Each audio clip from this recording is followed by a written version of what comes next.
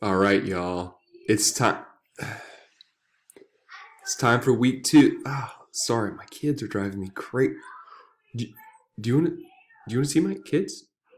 Here's my son. He's right here. Do you want to say hi? He's a little shy. All right. Just okay. We'll see him later. All right. So week two. Everyone's a little bit nervous about these types of things, which is okay. So let's talk about what week two will entail. So hopefully by now you already feel a little bit of the rhythm after week one. So week two is about gender. So for this unit, you'll investigate the role of gender in America by exploring short fiction, a letter, and a few videos from Crash Course again to give us a little bit of background and context. Now, please note, like I said right here, this is a complex issue and requires the utmost respect in communicating with your peers. Now, I want to make sure that no one's afraid of saying the wrong thing because inevitably we live in this crazy culture to where we're constantly standing on this ground that's shifting into terms of what should be used and what shouldn't be used. I think it's important that we strive to use words that are accurate and meaningful. But at the same time, if something is said that is offensive, let's do our best to be patient and graceful with other people and to use it as an opportunity to start a conversation. And I'll be reading through the post as well, so if I see something that might be articulated a little bit better, I'll make sure to very kindly kind of nudge the conversation in the right direction. But once again, do your best to be kind and respectful to everyone, but don't be terrified of saying the wrong thing. Okay? All right, now, it's important to understand historically the words sex and gender have been used interchangeably, meaning that they're essentially the same thing. So that's how sex and gender have been used in the past. But it's really important to understand that as these academic fields of gender and sexuality have started to develop, these words have taken on different meanings. And those are the types of meanings that I think we should focus on using in our conversations this week to help us understand and communicate more effectively. So sex refers to the biological differences between males and females. So these are genitalia, genetic differences as far as chromosomes and other things that are a part of our physicality. Gender, however, refers to the role of men and women in society, one's expression of sexuality, and one's sense of gender identity. So this is the type of element within the realm of sex and gender that's expressed culturally. And that's where the differences are. So hopefully you'll get a better understanding of that through the videos that we have. And do your best to try to use those terms. So sex is something that is physical, gender is something that is cultural. And it's messy and confusing and difficult. And we all need to strive to have as much grace for one another as possible within this situation. Okay. Yes, so essentially the week is going to work precisely like it did in week one. I'll walk you through that again in case you're having any trouble. Please make sure to hop on for office hours anytime between 12 p.m. and 2 p.m. Monday through Friday if you need any help, or to email me if that's what you need. Make sure that you're watching the videos and interacting as much as you possibly can. Okay? So to get the ball rolling, just like last week, I'm going to click on Lessons. And for this unit, I'll click on Week 2, Gender. All right, now once I've clicked there, you'll see the same introduction that we just had in the announcement that you should have gotten in your inbox as well. And now, for some of these links, for some reason, whenever you click on them, it gives you this notification that it's outside the Blackboard Learn environment. Hopefully that'll clear up. Sometimes Blackboard does weird things like that. But what you might need to do is right-click on the link and click Copy Link Location and just paste it into a search bar, and that should bring up the videos for you.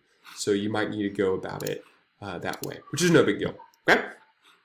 So that's the background and context. Once again, we have 3 short videos from Crash Course. You have Girl from Jamaica Kincaid. So this is a really, really short story. And what's interesting about this story that it's actually told in the second person, which is very wild. It's very rare that you see something like that. And what this means is that it's addressing you as the reader as a particular character in the story by using that second person pronoun, you. Essentially, this feels like a list of commandments. And what you should feel as you're reading the story is the weightiness of the narrator, who's essentially a mother telling her daughter what to do. And what this story is really articulating about gender is the type of unrealistic expectations that we often place on women. So, and what you will be doing is just reading that and evaluate it, which is what we'll be doing this week with your assignment. You are going to evaluate a text, which is essentially you making a judgment about the text. Does it do a good job of making this particular argument that women are often given unrealistic expectations in our society? And also in the resources down here, you'll be learning about how to write a review, and you'll see an example of a review or an evaluation, which is the same thing as well. So it's all about judgments, you making a judgment. Assess what the argument is, and then make a judgment about it. Okay? So the second resource is called Dear Igiawell by Chimamanda Ngozi Adichie. She is a novelist. And essentially, when you click on this, it might feel kind of weird because it's a Facebook post. She initially wrote it as a personal letter to a friend. Her friend encouraged her to make it public, so she put it on Facebook.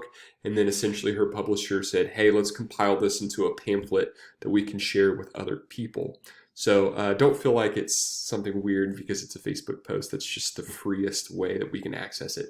So it's a little bit longer, but really interesting. It's essentially her encouragement on how to raise a girl as a feminist. And so once again, do the same thing as you're reading it, evaluate it. Do you buy into these arguments that Adichie is making? Why or why not? And that's something that you will expound in your evaluation. So you can say she's making an excellent argument because of X, Y, and Z, or that she's making a poor argument because of A, B, and C. Okay? Cat person. All right, just a little bit of warning with cat person. This has some sensitive materials. So once again, if you, in the process of reading the story, find that something is too intense, it's just too much for you, just skip over it a little bit. I'm not going to know, and it's not going to hurt my feelings, but you know you. I want you to try to encourage yourself to encounter material that might be a little bit uncomfortable, because I think we should do that in college, but at the same time, you know your own experiences and your own limits. I would never want you to do something that would put you in an unhealthy situation. So Cat Person, which I think is kind of a humorous and entertaining and funny story, also deals with the complexities of dating in the modern age with things like social media and texting and things like that. There are a couple of really awkward sex scenes in this story, and they are not sexy. So they essentially kind of expound upon how awkward sex can be and the difficulty of women in a sexual relationship. And also the role of men in a sexual relationship as is perceived often by our culture. So try to figure out what these texts are arguing. What are they saying about gender as it functions in our world today? And if you need a little more analysis, Google it. Google the words Dear Igiawell analysis or Cat Person analysis. Make sure you include the authors as well. And you'll get a little bit more information there. Okay? So then for your resources, there's one about how to write a review directly, and also an example of an evaluation or a review and some more instructions on what that will entail. But essentially it's going to be the same thing as last week, but instead of synthesizing and analyzing one of the texts, you're evaluating or making a critical judgment, right? And we have like this negative sense that judgments are automatically bad, but it can be good too. You can love one of these texts for a particular reason.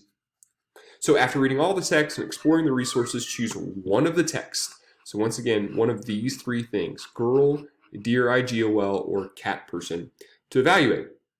You will compose a body paragraph, so same thing we talked about last week, topic sentence, evidence, analysis. That's what we're doing for the first 3 weeks. We're just working on building an effective body paragraph.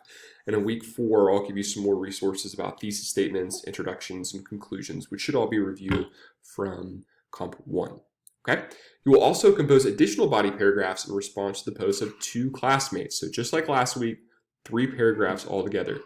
Please feel free, and I would encourage you, use these templates below. That will make sure that you're doing everything that the prompt is asking you to do. You can obviously manipulate and change words if they're not working very well from you. You're going to, in your response to your classmates, so you're going to be respectful. You're going to state why you agree or disagree. You're going to critique their argument, and you're not going to attack your classmate. Okay? So and once again, I'll just kind of walk you through this real quick.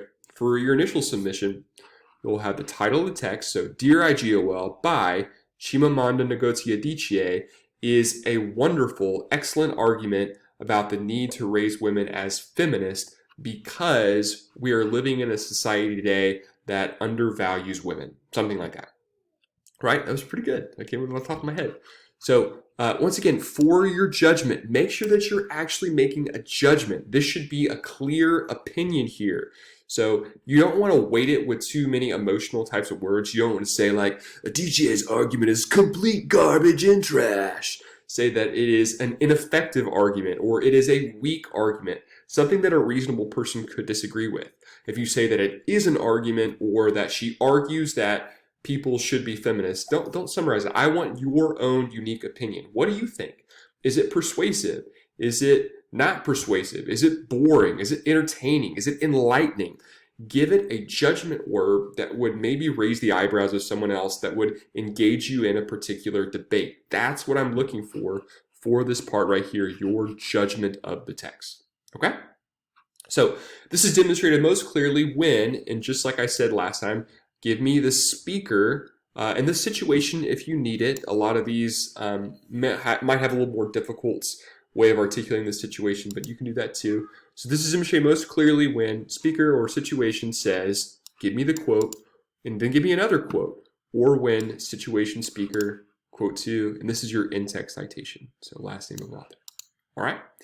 And then lastly, after you've demonstrated your argument in your topic sentence with evidence, you want to analyze it, tell me why it's important, and connect it back to the argument in your topic sentence. So these quotes illustrates that author is accurate or inaccurate in their argument that blank. She succeeds or fails in understanding that blank. So if you think that it's a garbage argument, why? What are they failing to take into account? Or if you think it's a super sexy argument, what is it that they're really picking up on that's making it persuasive to you regarding the issue of gender? My own opinion, and this is where I really want you to kind of step into your own beliefs and ideas here. It's okay if they're a little bit controversial, just state them effectively and respectfully. So my own opinion of the matter is blank. What do you think about this whole debate, this whole argument about gender? Which is grounded in my own, and this is where you're going to tell me where you get that idea from. What is it, knowledge that you have from something that you've read or a particular experience that you've had? If you want to bring in outside sources to validate your argument, please feel free to do that as well. In fact, that would make it really good. So your own knowledge or experience of what? So this is important to our understanding of gender because, and for this last blank, give me something here. Don't just say this is important to our own understanding of gender because gender's tricky, right? Like, don't give me one or two words here. Actually try to peel back the layers of that onion. You'll remember Shrek. The ogres are like onions. Just peel back. Why is that important? Why is that important? You have to wind up writing a couple or a few sentences here. That's perfectly fine. Why is your opinion important to this whole discussion of gender? That's what I want to hear. Okay? In your response to your classmate, you're going to have two of them. It essentially follows the same format as last week. It's getting us those same kind of muscle memories for composing a body paragraph, as well as using text evidence and addressing ideas as opposed to people, right? Okay, so that's pretty much everything that's going on. Once again, please contact me via Google Hangouts for my office hours or email me. And I will check in with you all on Thursday for a midweek checkup. All right. Have a delightful week. Try to knock out all the readings and resources either today or tomorrow. That way you have the rest of the week to be working on your short composition.